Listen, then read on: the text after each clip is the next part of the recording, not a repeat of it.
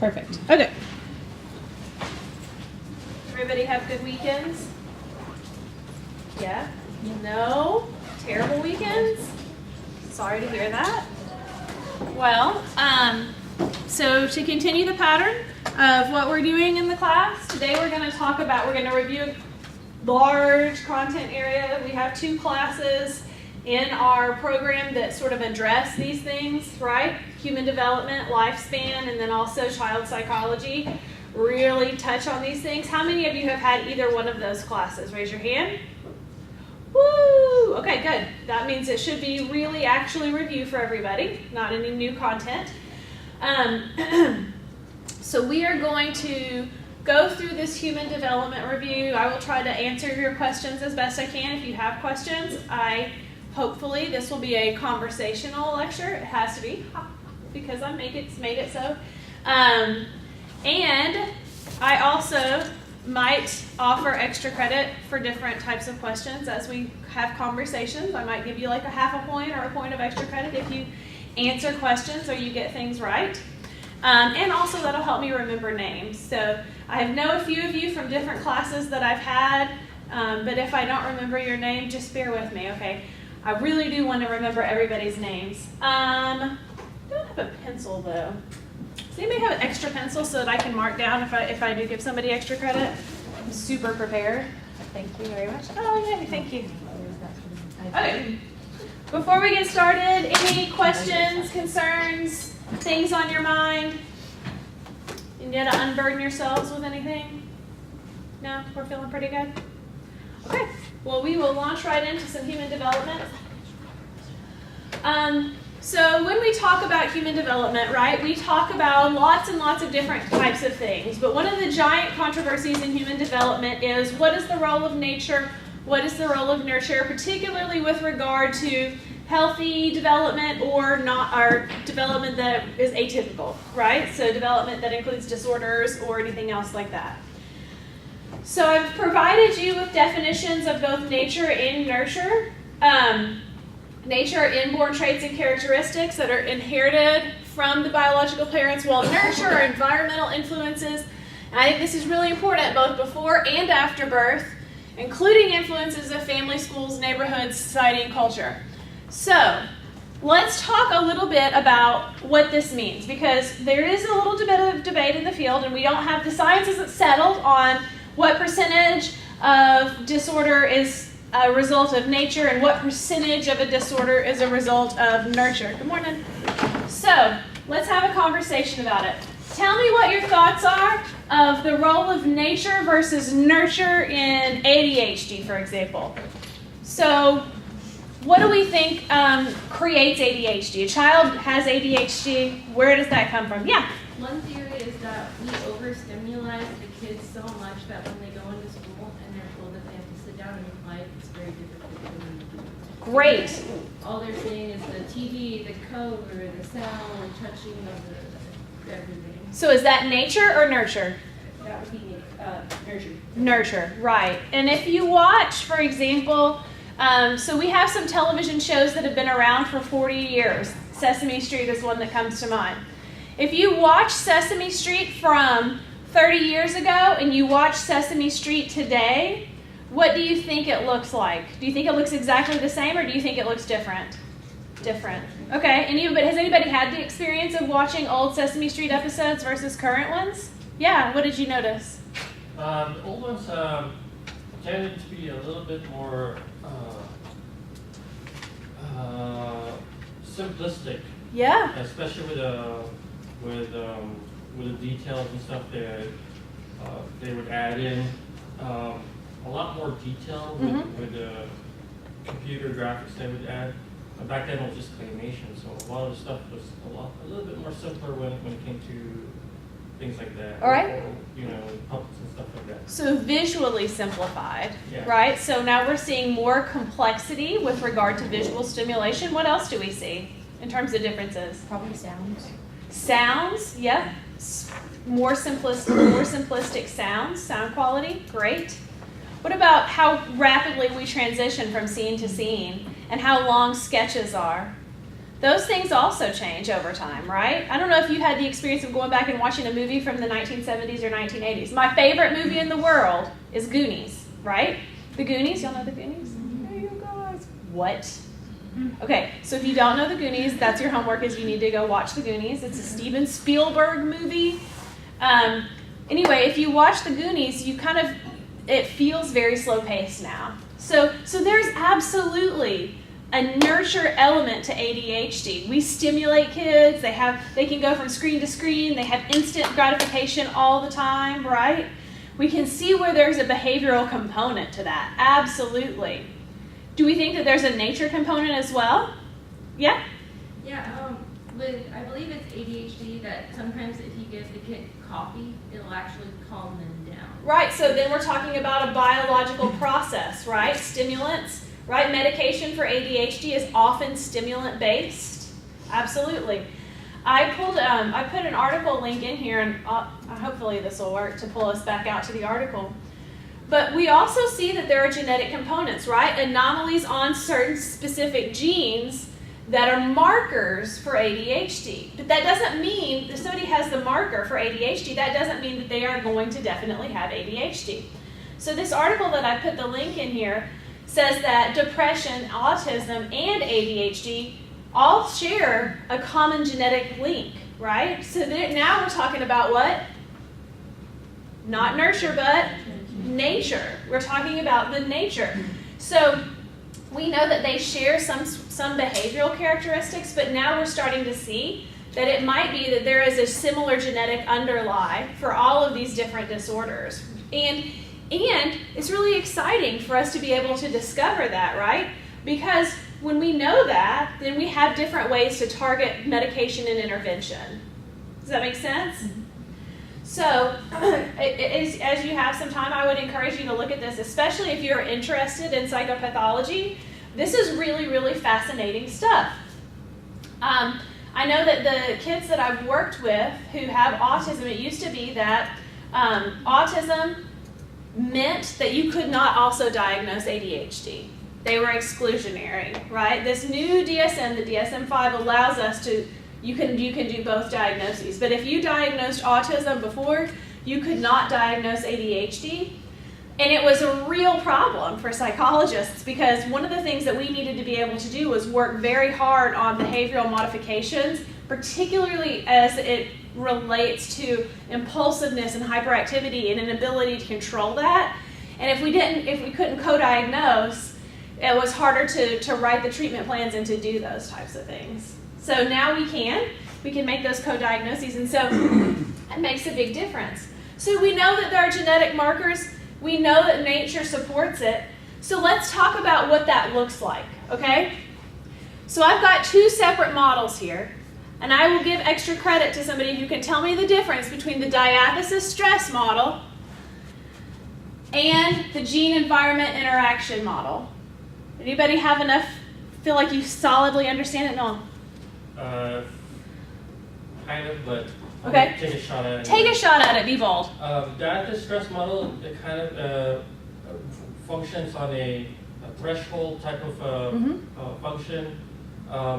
The theory goes that you have a threshold for certain diseases and behaviors and stuff like that. And it requires an input, stress, the environment, and things like that.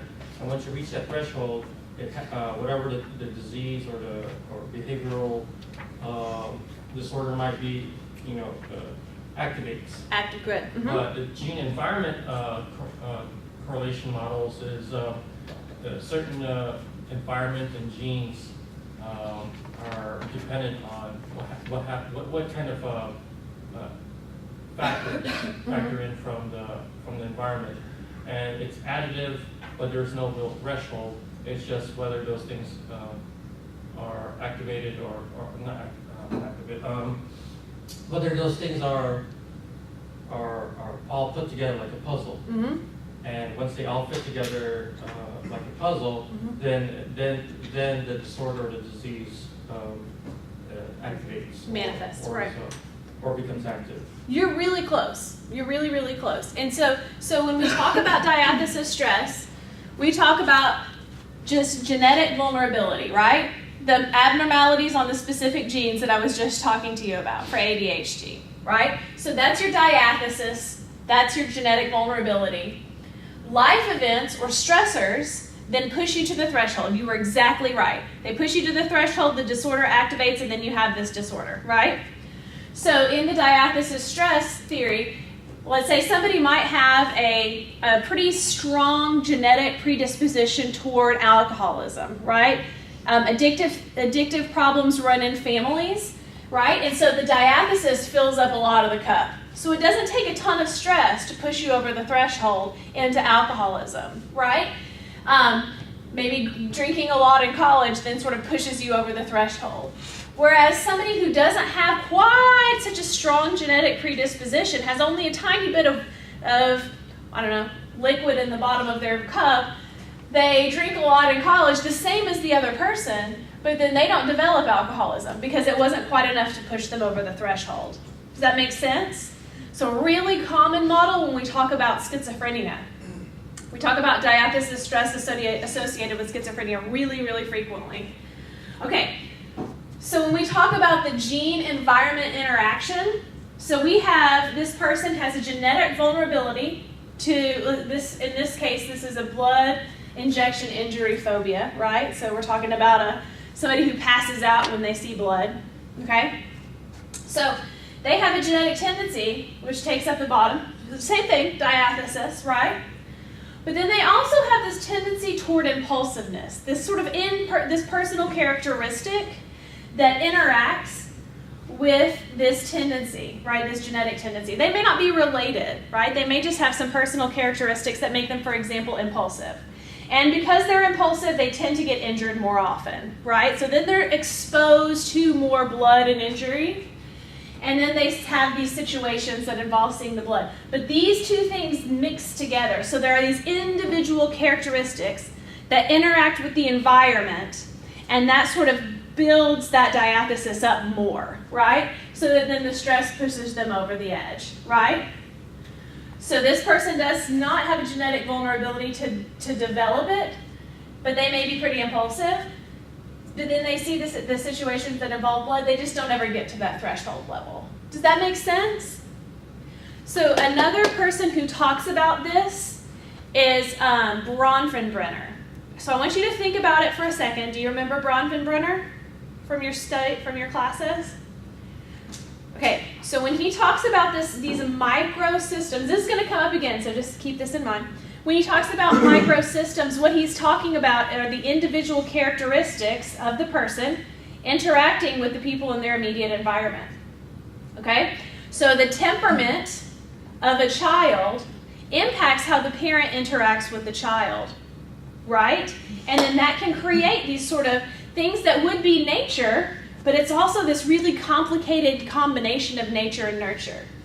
So, for example, a child has a temperament where they're slow to warm, or they're really, really just dysregulated and they cry a lot, okay? So if a child is crying all the time and the parent is not able to comfort the child, how do you think the interaction between the parent and child goes? Very frustrating. The parents can get very frustrated, right? And then that impacts the child, right? That can build frustration. It can lead to sort of a vicious cycle. So then the child doesn't get the comfort, the parent can't give the comfort, it turns into a vicious cycle, and then it can create larger problems as we move forward. So let's say that the child is moving toward having a difficulty forming attachments with other people, right? So this attachment style that the parent and child have can lay the groundwork for all this other stuff, okay? So we have these really complicated interactions between our nature, the things that we have genetic predispositions toward, our attachment style or our temperament, and how that impacts that nature, and then the stressors that happen in the rest of our lives that can create problems later on. Does that make sense? Okay. Put a little star here by Nell's name because he got a little... Okay. So, where would then teratogen exposure, do you know what a teratogen is? Okay. Okay, what's a teratogen? It's something that can like influence the baby like during development. Oh gosh, I don't know how to put it, but it's I don't know what I'm trying to say. It's not good for the baby like in development. It's anything that can kind of come in and like I guess disrupt development. Absolutely, absolutely. Did I saw a hand up over here? Does somebody want to help add to that? Yeah. I had a similar answer. Okay, right. So it's a toxic insult, right? It's something that disrupts the child's development. So it could be a lot of different things. The most recent one that I saw was, for those of you who've had kids, what's the one medicine you can take while you're pregnant? What's the one medicine that doctors say it's okay for you to take? Tylenol, right? So that's like the only thing, right? You gotta come off coffee. You can't take green tea because it has EGCG in it and it might make you spontaneously abort. You can't have caffeine. You can't have alcohol. You can't have decongestants. You can't have herbal supplements. You have to be really careful about the herbal teas, but you can have Tylenol, right? And when you're pregnant and you have headaches because your hormones are going crazy, you're like, oh, thank goodness I can have Tylenol. Well, there are these studies that, BPA is another one, but there are these studies that have come out recently that show that even Tylenol has teratogenic effects and it contributes to ADHD behaviors in young boys, right? So for years, the prevailing wisdom has been you can have Tylenol, but now we know that it links to ADHD behaviors in boys. BPA exposure, you know what BPA is? Plastic additive, right? So you see sometimes on labels at grocery stores, BPA free. BPA exposure in utero has been tied with anxiety levels in little girls, measured on completely good, standard, valid, reliable BASC measures. The BASC is the name of the measure that we see anxiety characteristics in girls. So anything that you take into your body could potentially have a teratogenic effect. No pressure, ladies, right? Yeah. It's cortisol levels. Yes. Also so if you can't take your, say, anxiety medicine, so your stress level is even higher, so those hormones are... Except for sometimes doctors are starting to recognize that it is actually in the best interest of the mother to go ahead and stay on her medications, right? So we don't know the exact effects, but we know that the risk far outweighs the potential risk. The known risk outweighs the potential risk, yeah. Well, let me get behind you real quick, Noel. Sorry. Yeah, what were you going to say? So when they're pregnant, they have to take their certain medications. Will they, because I guess hormones, would they up the dosage or lower it? Or stay the same? That's a good question, and I don't know the answer to that. That's a really good question. So different medications are going to have different effects on the body, right? And so you have to be cautious about where the effective dose is based on, like for example, I know that smoking impacts effective dose on some medications. And so there have been case studies where, psychiatric hospitals have banned smoking for their schizophrenic patients, and then they had to adjust medications across the board because when they stopped smoking, the effective dose changed. But I don't know enough about the different medications to know which medication you would need to increase versus lower. Yes? I would say that there is an interaction, obviously. Because when I took the adaptive science class, they just, I think, last semester or the semester before that, they just started with epigenetic stuff. Mm-hmm. And what was really interesting was one of the case studies that we read about was a famine during World War II in one of these Scandinavian villages.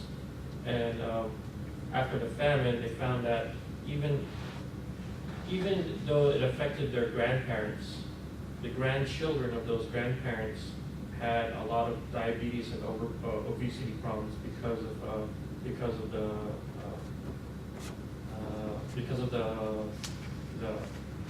famine Mm-hmm. that they're experiencing, and they can't say it's all nature because a lot of a lot of the habits they also inherited from their parents were also passed down. Correct.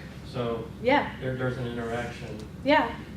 Tied to that, in evolutionary psychology, they were talking about how they use the example, say your grandmother fell into a rose bush and Mhm. had a fear of rose bushes after that, that even the grandkid can still have a fear and not even know why, just because of a grandparent having it.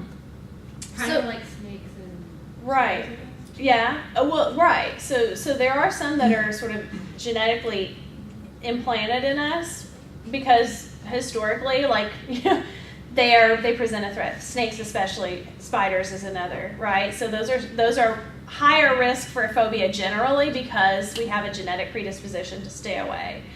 But to go back to this example, I read a book this summer called The Case Against Sugar.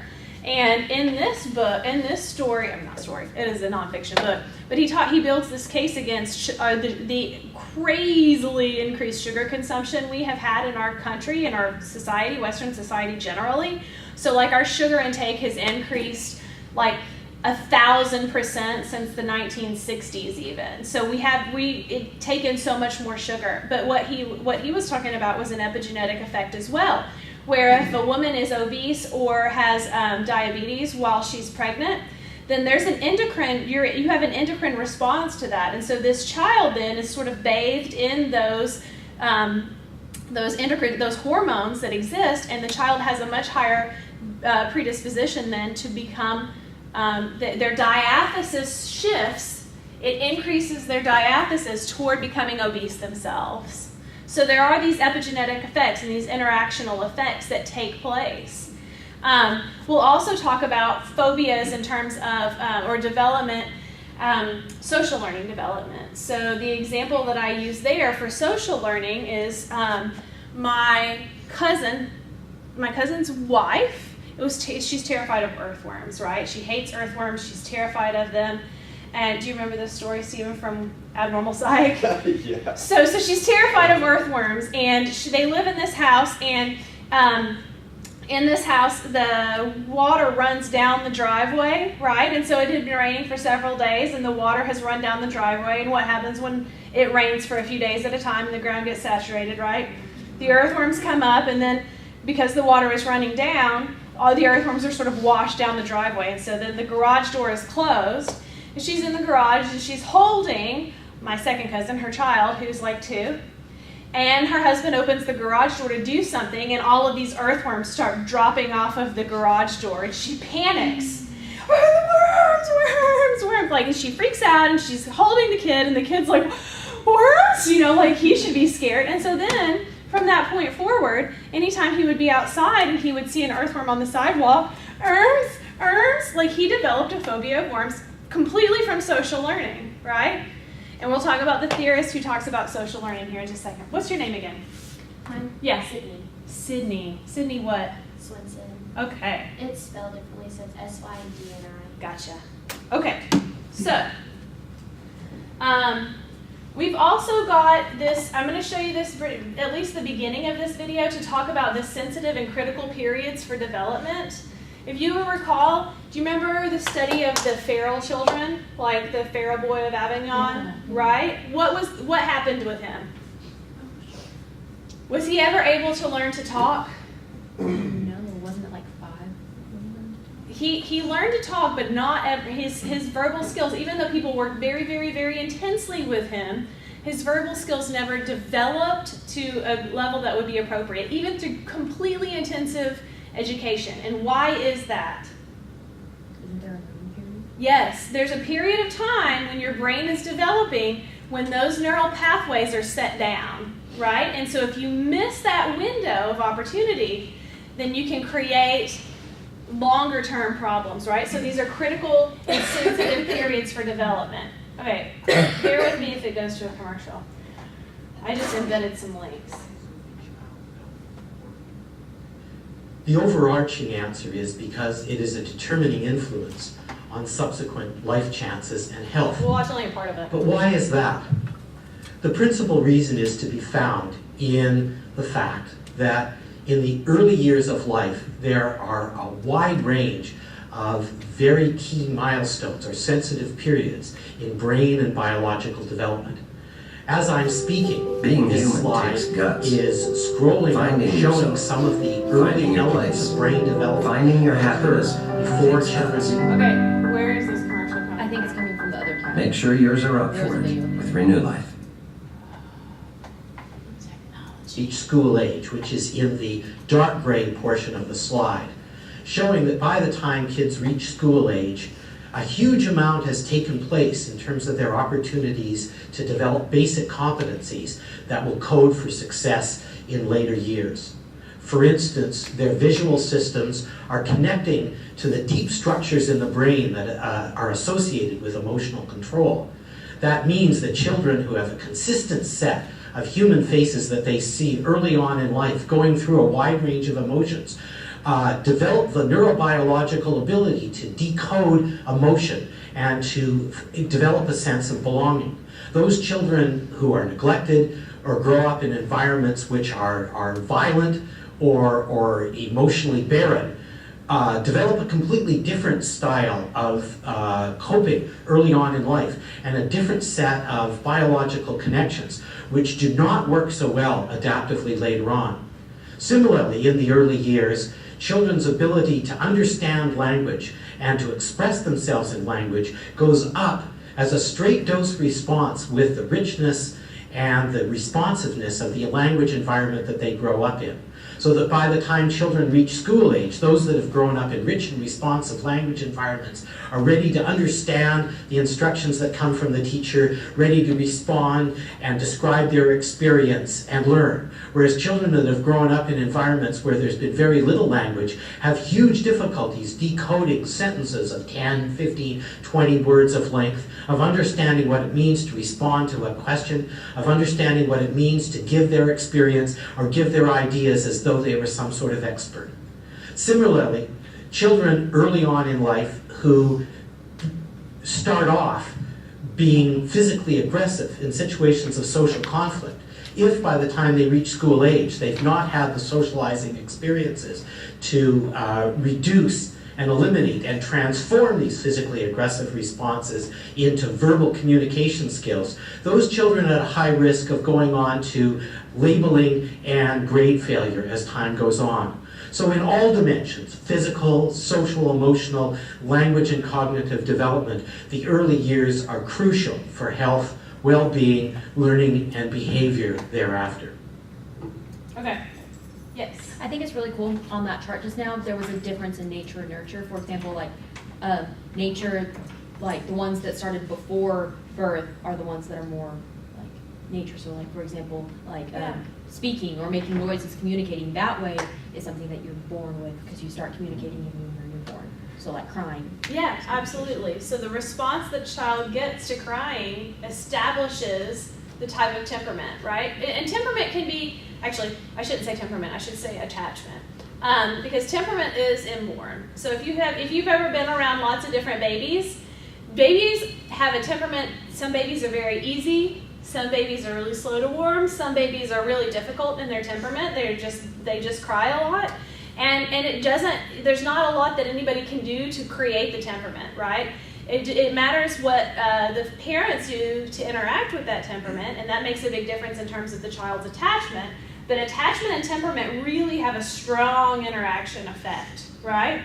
And there are all kinds of studies that look at, especially that language development and that language-rich environment that he was talking about early on. There's a book called Neurons to Neighborhoods that talks about how children from impoverished backgrounds whose parents might be working 2 or 3 jobs, or whose parents might be strung out and not involved, or whose parents might be any number of different types of neglectful. The children who grew up watching TV all the time and don't spend a lot of time interacting and having conversation, they are at a disadvantage coming into school because those neural language pathways get set before they come into school. And so there are big differences, right? And they believe that might account for the differences in children from really impoverished backgrounds versus more means. Yeah? I feel like parents need to be more informed of this stuff. I have a cousin or something, some family member, who had a kid, and well, they had 3. 2 of them are perfectly normal. The third one seems to possibly have Down syndrome. And you cannot talk to the parents about it. They will not acknowledge the fact that that is a possibility. We're just basing this on mainly how she looks, but now she's walking and won't really speak. She will say mama and stuff like that, so she has the ability to. But, and the parents also don't make her speak to get what she wants, so she'll go, and she'll get it.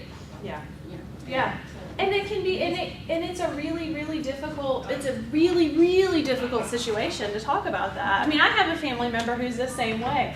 Never has acknowledged my cousin's disorder. And it's created a lot of problems. And my cousin's 45 now, right? And so now they're looking at what are they going to do when his parents pass away? How are they going to care for him? Because he's not capable of independent functioning or independent living. And so how do we talk about that without talking about the disorder that exists? So it becomes very difficult. It's very difficult for parents to acknowledge these things sometimes and to work with them. So it turns into these complicated situations. Okay, so I just was talking a little bit about that interaction between attachment and parenting style. Okay, so John Bowlby, he rocked the behavioral boat by really sort of going against the grain that the prevailing wisdom at the time was John Watson and B.F. Skinner. Who were those guys? Who were John Watson and B.F. Skinner? Behaviorists. And behaviorists believed what? That all that really mattered was the behavior on the outside. You can't really know what's on the inside. That is correct, right? So, John Bowlby talked about attachment. And that really rocked the boat because there was something about attachment that was beyond just the mother feeds the baby and then the baby is reinforced by the feeding, right? That there was something beyond just the reinforcement, and that shook the psychology world because I can't emphasize enough the role that these behaviorists played in changing the face of the way we believe development existed, right? These behaviorists really were the prevailing wisdom for a while in our psychology world. That it was just input-output, right? There was nothing more to it. But the attachment theorists made a big difference, right? Okay, so Bowlby was the first one who said, hey, there's this thing called attachment, and attachment is something that's beyond just the reward system. Harry Harlow, do you remember what his experiments looked like? Mother. And a what? A wire cage feeding ball. That's right. So what did the monkeys do? They attached more to the ones that were more motherly. So like for example, there's a blanket in there, they would attach more to the blanket versus the wire cage. Right. And so what if they had 2 monkeys in there. One of them was warm and had milk, but was wire, and the other one was cloth. What did the monkeys do? They would feed from the cage one, but go back to the cloth. That's right. They would hug on the one that was cloth. Is this a nice experiment or a terrifying experiment, right? It was really, really, really difficult because what we found was even the monkeys that had the cloth, do you know what they did when they got older and they started having babies and babies of their own? So these monkeys that were taken away from their mothers, right, and they were put into these experimental situations, and even the one that had the cloth, not really an actual monkey, where there was interaction between the monkey and the parent and the child, right? Even in those situations when they had the soft, which is what they preferred, they were extremely dysregulated as adult monkeys, right? The male monkeys made all these inappropriate bids for reproduction. They couldn't function properly. The female monkeys did the same thing. They were abusive toward their own children. They would refuse to feed them. They would bite them. They would hurt them. They would sometimes kill them. So what we have found is, even though there's this reward system, right? Milk, and you got a soft thing, there's something beyond that. There's something ingrained in us that is beyond just the reward system. Do you know who Mary Ainsworth was? Is that the one where the mom goes in and out of the room with a string? Yes, yeah. That's the strange situation, right? So she was a student of John Bowlby's, right? And she wanted to see if she could measure or find a way to define attachment style, right? Do you remember what the different types of attachment, what are the different types of attachment? Insecure, secure, there's avoidant. So there's secure, there's insecure avoidant, right? Insecure ambivalent, right? Which is sort of not really going back to the mom, but not really liking the stranger, right? And then there's disorganized attachment where it's just all over the place, right? And the critical period for attachment is between 0 and 5. If there hasn't been a secure attachment formed between 0 and 5, then we can have lifelong problems. Does that mean that you're going to grow up and be a serial killer? Probably not, right? But it will disrupt the attachment in your relationships further along. Does that make sense? Do you want to watch the video of Mary Ainsworth's strange situation to remember what it looks like? Okay.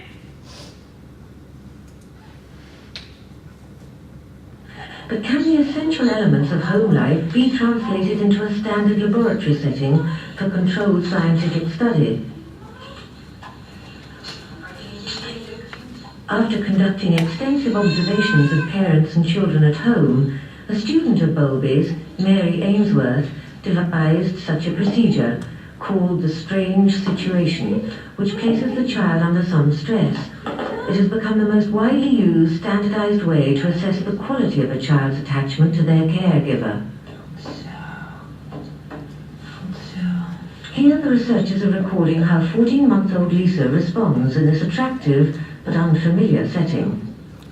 How will she react to a stranger? What will happen when her mother leaves the room? And when she returns? It's Lisa's behavior when her mother returns, what psychologists call the reunion, that they are particularly interested in. Most importantly is to look for the type of balance that a child strikes between an attachment need and, on the other hand, to explore the play material.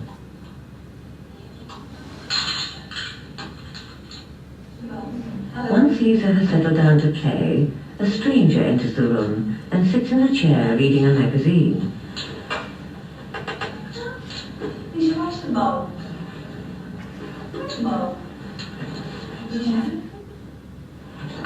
After a couple of minutes, the stranger attempts to interact with Lisa.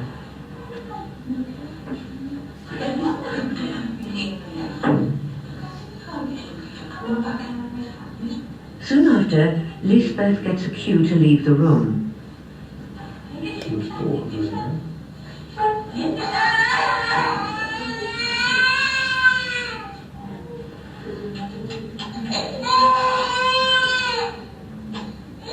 The stranger tries to comfort Lisa, but in vain. Lisbeth comes back into the room, and the camera records how Lisa reacts.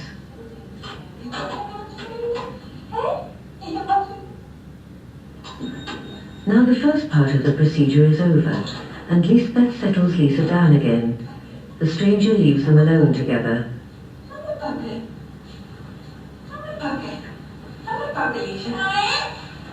And soon after, Lisbeth goes too. Lisa is on her own. Her distress is plain to see.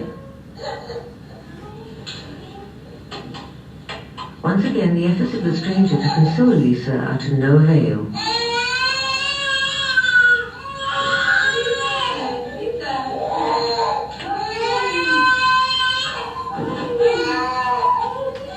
But Lisbeth manages to calm her almost at once, and shortly afterwards the observation ends.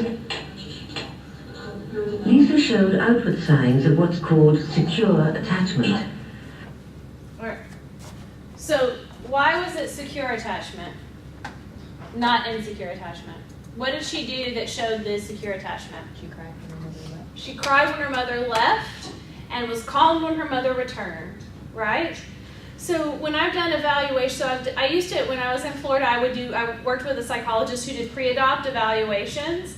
And one of the things that she would look at is attachment style, right? And so we would be working with children who were either in the foster care system or something else, and they would come in to the waiting room, and we would look to see how the child reacted to us as opposed to the caregiver who was sitting with them, right? So if the child indiscriminately came to us and was loving and you know, these are young children, right? If they were loving and they came up and they gave us big hugs and they wanted to attach to us, that's not a secure attachment that the child has, right? That is a disorganized attachment. That child is attaching to any adult that comes into the room.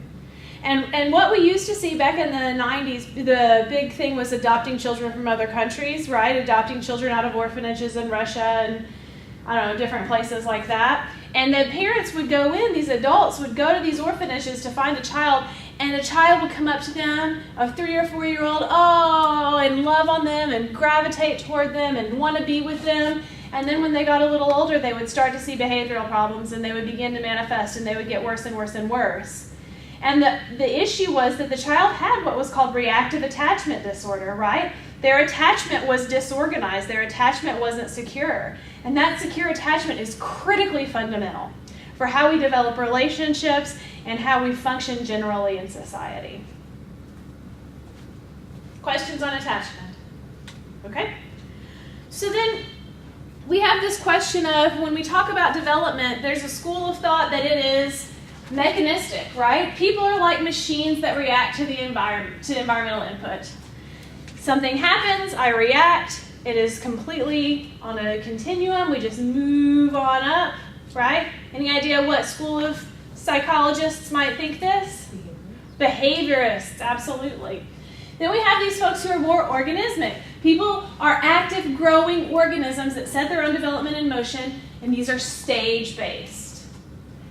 And most of what we talk about in our development classes, human development, child psychology, are these stage-based or organismic developmentalists, right?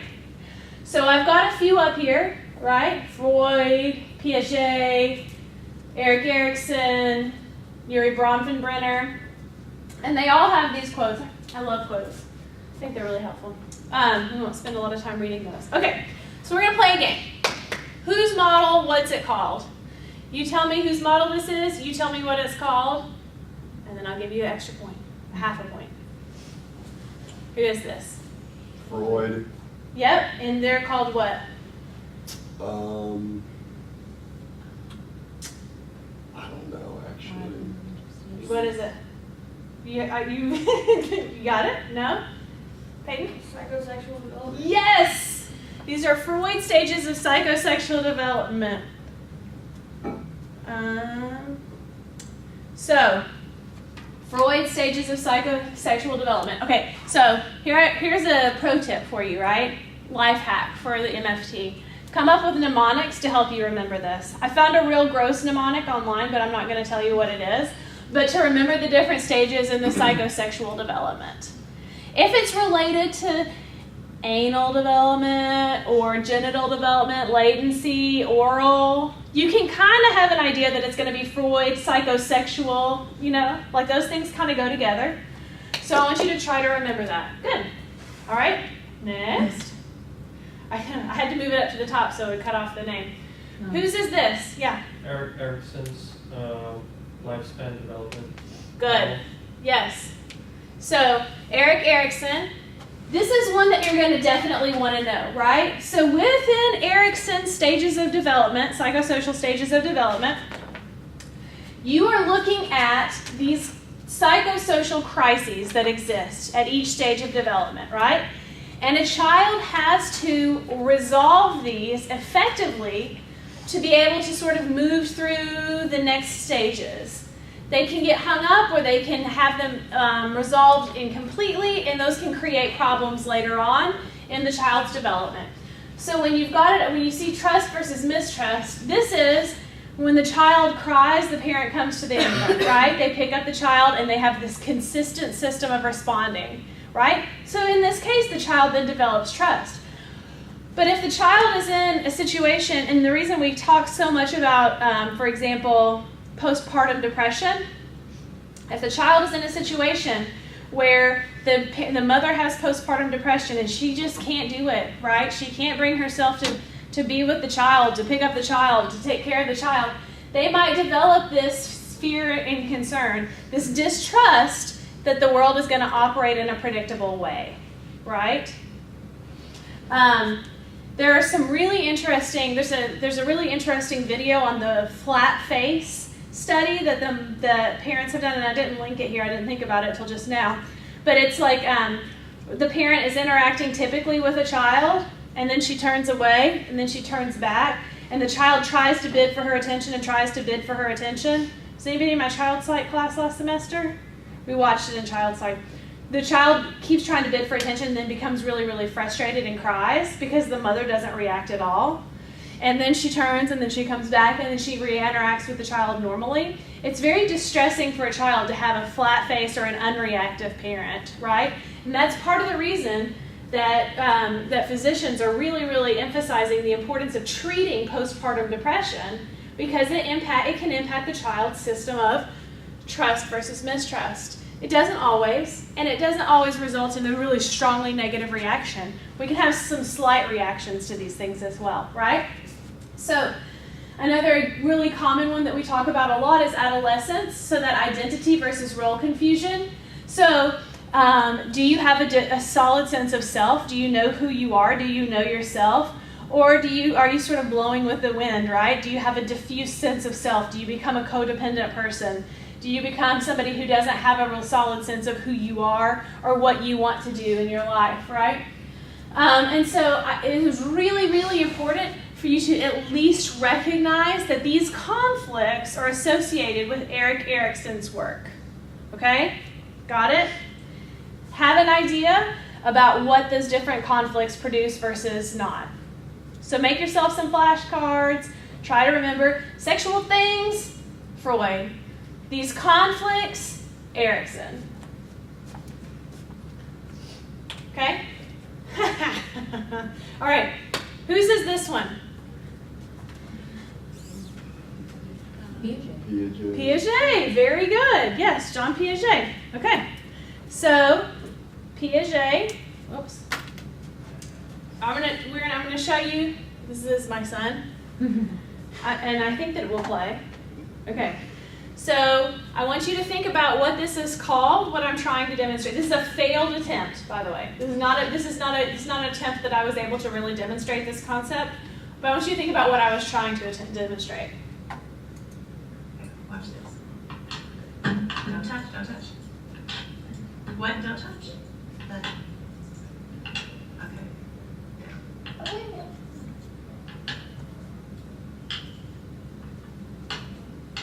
Okay, now I want you to look at these two rows. Wait, do they have the same number in them or different numbers? Is this one the same as this one, or are they different? They're different. They're the same. Tell me why. Why? Why do you think they're the same? Because they're coins. No, I mean the number of coins in the line. The number of coins, are they the same number of pennies or different number of pennies? Hey, Are they the same number of pennies or different number of pennies? they all match. Yeah, they do. Okay. Are you ready? Stop. Look at this. Okay, look at this number of pennies. Watch, count with me. Count with me. 1 to 10. We've got to do something. Okay, let's count them. 1, 2, 3, 4, 5. Okay? 1, 2, 3, 4, 5. Are they the same or are they different? They're different. But why? We're done being scientists. All right. So what was I trying to demonstrate? Object. Not object permanence. That's a really, really good guess. Conservation. Conservation, because my plan was to then spread them out, right? Have one line that was close together and one line that was far apart. Are they the same or are they different, right? And so when you're demonstrating conservation, you can have them count and look at them and say that they're both the same when they're lined up, and then when you spread them out, then they say this line has more than this line, right? Because they don't understand that 5 equals 5. They understand that space equals space, right? Same with pouring liquid from a wide, short thing to a tall, thin thing, right? Or same with, I tried really hard to get a good example of this. Another one where you have graham crackers, right? And so I had the 2 that were stuck together, and so I gave him the 2 that were stuck together, and I broke my 2 in half, and I took my 2 pieces. Who has more, me or you? Is this fair? And they'll say, no, that's not fair. You have more than me, right? Because they don't have that conservation. Who said object permanence? Okay, tell me what object permanence is. It's like when a child, like let's say they have a cylinder for this much, and then there's one that looks the same, but it's not filled up as much, and then they perceive it as it being the same, but it's actually different. That is that's the one we were just talking about. So that's conservation. Okay. You're exactly right. Do you have object permanence? Yeah, it's, so you have a cookie in front of the kid and they want the cookie, but if you were to put it underneath a blanket, they would not know that it would, they would know that it existed if it had object permanence, so they could go to the blanket, lift it up. Yes. Okay, so that's object permanence, which develops right before this concept of conservation, right? So object permanence comes first, then conservation comes. We also have theory of mind. Does anybody know what theory of mind is? Yeah. It's knowing, the ability to know that someone knows.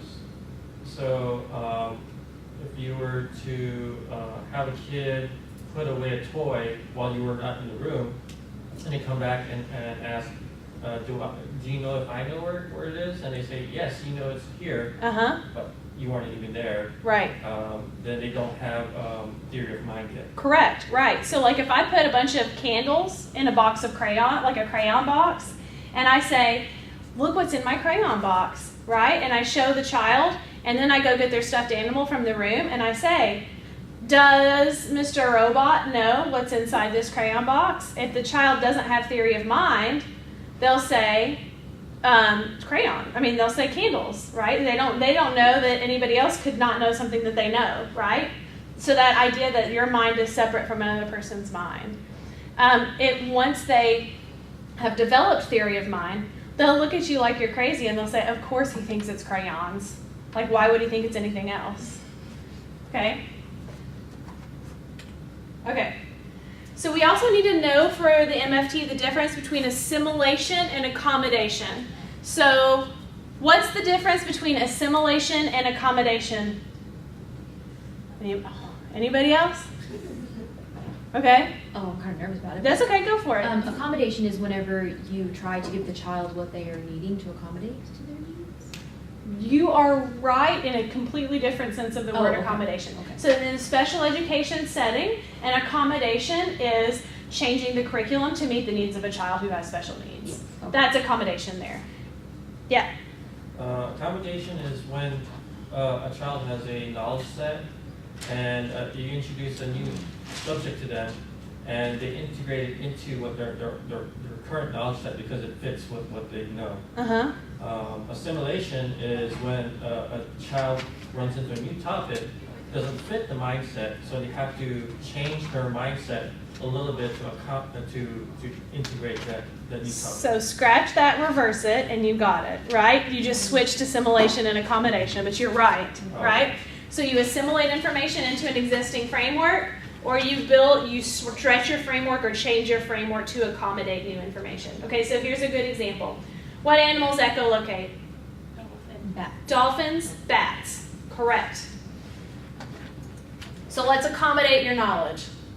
I just recognized that, he was paying more attention.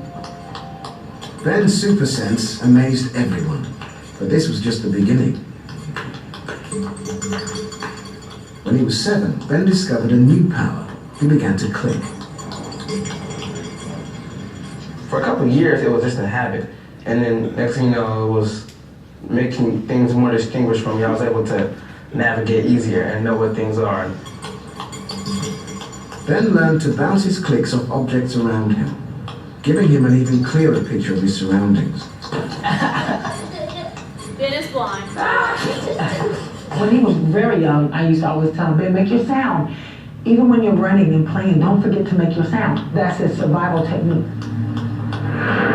Over the years, Ben has developed his clicking into such a fine art that he can skate freely. He has the confidence and fluidity of movement through space other blind people can only dream of. Ben can see this gap in the parked cars, turn into it, and go through without touching the sides, then smoothly turn again along the pavement. He is entirely self-taught. Able to navigate easy. Okay, cool. So, assimilation would be, I know that there are animals that echolocate, dolphins, bats. If I told you that blind fish who live at the bottom of the sea might echolocate, that would make sense, right? You'd be able to assimilate that sort of information in. But when you find out that there's a human being who can echolocate, and there's actually more than just Ben, there are a few others, then you have to sort of accommodate that information, right? Oh, I didn't think humans could echolocate, so you have to accommodate that. And you also probably didn't think that echolocation could be produced by other animals that don't have like a super sense, like a highly developed, I don't know, special area of their brain. Make sense? So you have to accommodate that information. So this is what it looks like, right? Assimilation, you're going to fit practice to theory, right? I tell you that horses are animals with 4 legs and a mane, and that, have long, body things. And then I present to you a zebra, right? And so you just sort of assimilate zebra into horses because they look sort of similar. Then I tell you that there's some sort of genetic structural difference between zebras and horses, so you have to accommodate, right? It changes the shape of your brain. Accommodation changes the shape. Assimilation, you just sit it on the shelf that already exists. Accommodation, you build a new shelf. Okay, who's this one? Eric Erickson. No? Yeah? It's Maslow's hierarchy. Yeah! Maslow's hierarchy of needs. Good. What's your name? Julia. Julia. Last name? McDonald. Okay, Julia. Correct. This is Maslow's hierarchy of needs. Abraham Maslow. He was very humanistic in his approach to development. And the thing that's unique about Maslow's hierarchy of needs is that in order to move through the levels, the previous levels have to be met, right? You cannot move to safety needs, to security and safety, if your food, water, warmth, rest. Maslow also puts sex at the bottom of his pyramid. If these needs aren't met, you don't move up, right? So once these needs are met, you can move to safety needs. If you feel secure, you feel safe, you can move up to love and belongingness needs. You can move up to esteem, and then you can move up to self-actualization. Maslow's hierarchy looks like a hierarchy, right? It looks like a pyramid. So you can remember that it's a hierarchy because it's a pyramid shape. Okay? What is this model called, and who's the name of this theorist? I mentioned it earlier today. Microsystems.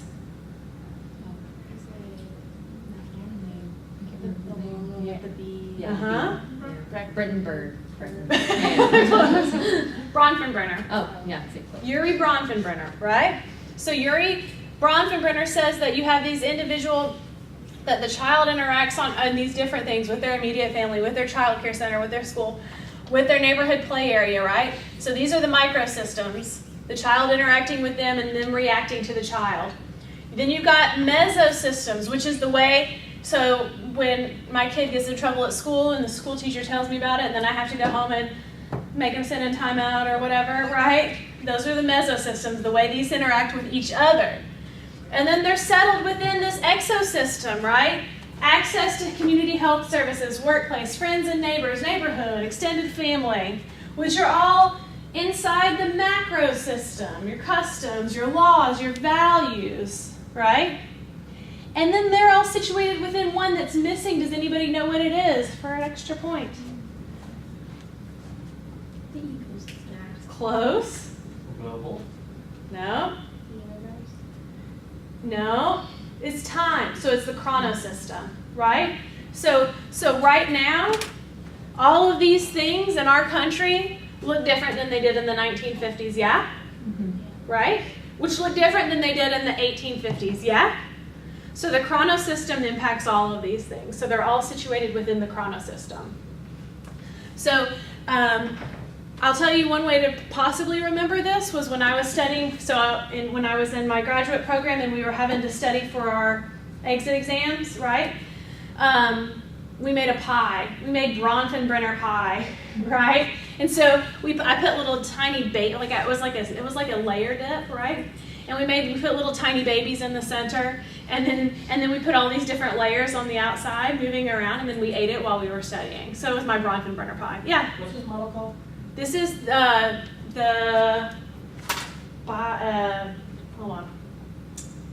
bioecological model. Bioecological.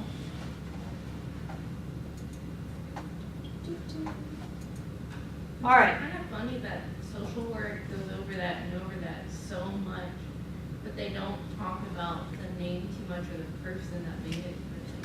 Right. Yeah, this is huge in social work, right? Because social work is all about context, person-environment context, and person-environment interaction. Where counseling or psychology are more focused on the individual and individual characteristics. Okay, whose model is this?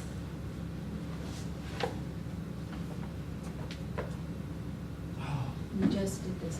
I had this on the test. I don't know the name, but I know It's BF's get very small. No. Good guess. Starts with a K. And what is it? What is this development? What are we developing here? moral development. Moral development, absolutely, right? Lawrence Kohlberg. Kohlberg developed the moral development model, right? So right now, my kid who you just saw, right, he's 4. Everything is not fair, right? So last night when I said, buddy, I have to make supper. I can't come jump on the trampoline with you. What did he say? That's not fair. That's not fair. It's not fair because it's not in his interest. I said, what do you think fair means? Is fair just what you want? And he said, yeah. Right?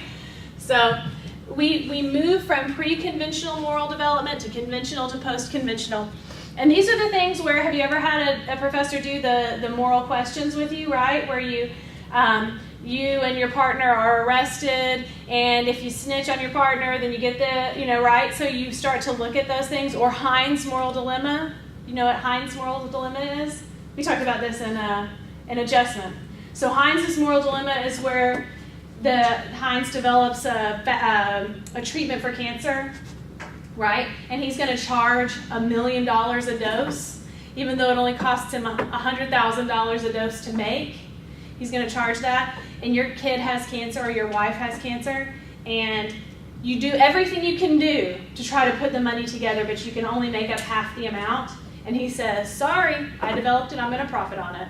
What do? Do you steal the drug? Do you not steal the drug? Right? And what's your reason? So whether or not you steal the drug is less important. Your reasons why determine which stage of moral development you're in. Does that make sense? Mm-hmm. I do that dilemma a lot in my adjustment class. All right, who discusses the zone of proximal development and scaffolding? His name starts with a V, and he died really young, and it's very sad. Yes, Vygotsky, Lev Vygotsky.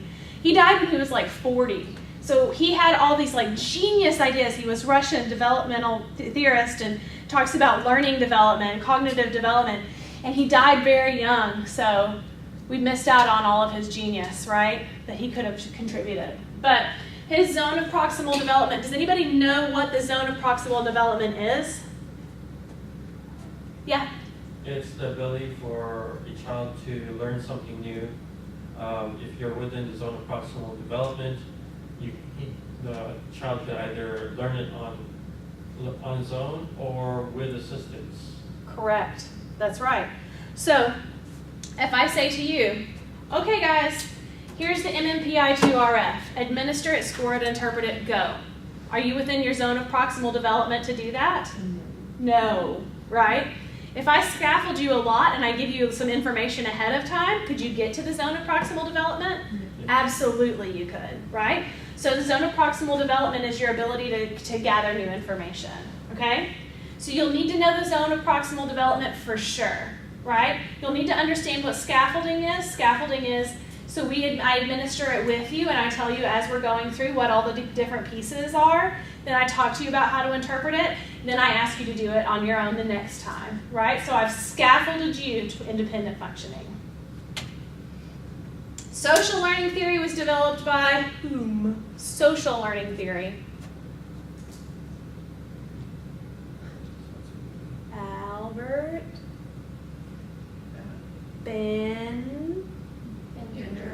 Albert Bandura, right? Okay, so Albert Bandura says all learning is social learning. He's famous for what experiment? The Bobo dolls, yes, the Bobo dolls. So the Bobo dolls, what happened in the Bobo doll experiment? We'll do a super fast overview because we're about to run out of time.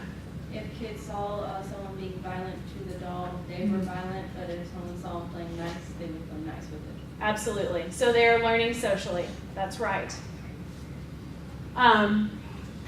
So he looks at attention, retention, reproduction, and motivation, right?